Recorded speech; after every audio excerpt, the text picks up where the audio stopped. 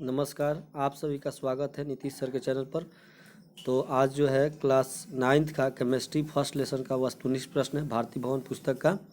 पहला प्रश्न है, किसी ठोस पदार्थ का सीधे वाष्प में परिवर्तन क्या कहलाता है? तो ये जो है यहाँ पर ऊर्ध्वपातन कहलाता है। दूसरा प्रश्न है, वाष्पन की प्रक्रिया से उत्पन्न होती है, क्या होती है? तो ठंडक उत्पन्न होती है। वायु का दाब जैसे जैसे घटता है वैसे वैसे द्रव का क्वथनांक घटता है। ये जो है इसका जवाब हुआ घटता है। ठीक, आगे है गैस का दाब द्रव में परिवर्तन कहलाता है। तो यहाँ संघनन कहलाता है। वह ताप जिस पर ठोस द्रव में परिवर्तित होता है क्या कहलाता है? तो हो गया इसका द्रवणांक। अगला प्रश्न है, पदार्थ के कणों को एक साथ बांध कर रखने वाला बल क्या कहलाता है? अंतराअणुक बल। वह प्रक्रिया जिसमें इत्र की गंध वायु में चारों ओर फैल जाती है क्या कहलाता है? तो ये हो गया विसरण।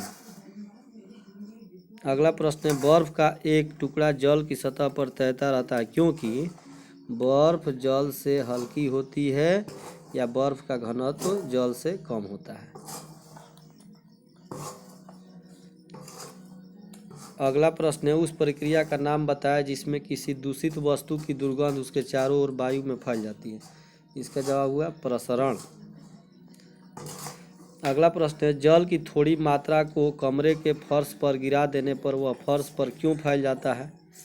इसका जवाब हुआ क्योंकि द्रव पदार्थों में बहने की प्रवृत्ति पाई जाती है। 10 डिग्री सेल्सियस और 25 डिग्री सेल्सियस में किस ताप पर जल का वाष्पन अधिक होता है? तो इसका जवाब हुआ 25 डिग्री सेल्सियस पर। और किसी द्रव के क्वथनांक पर वायु के दाब का क्या प्रभाव पड़ता है? द्रव का क्वथनांक वायुमंडल के दाब पर निर्भर करता है, अतः वायुमंडल दाब अधिक रहने पर वायुमंडल क्वथनांक बढ़ जाता है और कम रहने पर घट जाता है। अगला प्रश्न है, सामान्य दाब पर एक पदार्थ का क्वथनांक कमरे के ताप से कम है, बताए कि पदार्थ की भौतिक अवस्था क्या है? तो इसकी भौतिक अवस्था हो गई द्रव।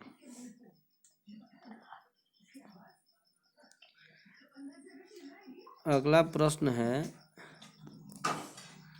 क्या चीनी एक द्रव्य है? देखिए, द्रव्य का मतलब होता है ये पदार्थ। तो क्या चीनी पदार्थ है? तो हाँ है। पदार्थ की विभिन्न अवस्थाओं के नाम लिखिए। तो पदार्थ की विभिन्न अवस्था हो गए ठोस, द्रव, गैस, प्लाज्मा और बीईसी। ये दो जो है नए हैं। ठोस, द्रव, गैस तो जानते थे, प्लाज्मा और बीईसी दो और नए हैं। इस प्रकार से ये 5 है। पदार्थ द्वारा अधिकृत स्थान क्या कहलाता है? इसका जवाब हुआ आयतन। 10 डिग्री पर जल की भौतिक अवस्था क्या होती है?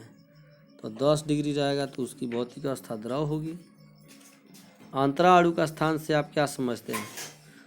तो पदार्थ के कणों के बीच रिक्त स्थान को अंतराअणुक स्थान कहते हैं।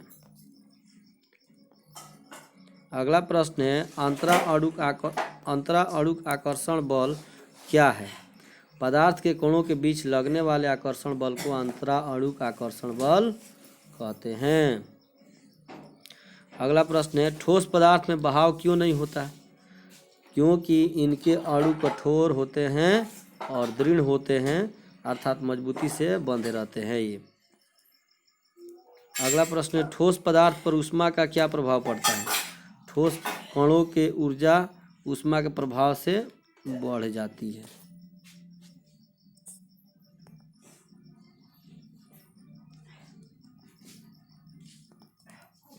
सौ डिग्री ताप का केल्विन में मान क्या होगा? तो इसका हो जाएगा 378.15। इसी पदार्थ का केल्विन में ताप 678.15 है, तो सेल्सियस या सेंटीग्रेड में इस ताप का मान क्या होगा? इसका जवाब हुआ 400। सौरमंडल में प्लाज्मा अवस्था की उत्पत्ति का कारण है उच्च ताप। गर्म करने पर गैस का आयतन क्या होता है? बढ़ जाता है। आर्द्र वायु में गीले कपड़े सूखते हैं कैसे? तो विलंब से यानी देर से। वहीं शुष्क वायु रहेगा तो वो जल्दी सूखेंगे। हवादार जगहों पर द्रव के वाष्पन का वेग बढ़ जाता है। अति लघु उत्तरीय प्रश्न, वह चीज़ क्या कहलाती है जो कुछ स्थान घेरती है तथा जिसमें द्रव्यमान होता है? इसके जवाब हुआ पदार्थ। द्रव्य क्या है? द्रव्य एक प्रकार का पदार्थ है।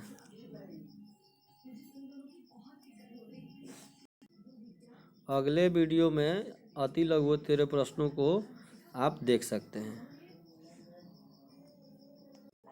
अगर यह वीडियो आपको अच्छा लगा हो तो इस चैनल को सब्सक्राइब करें, लाइक करें और शेयर करें। धन्यवाद।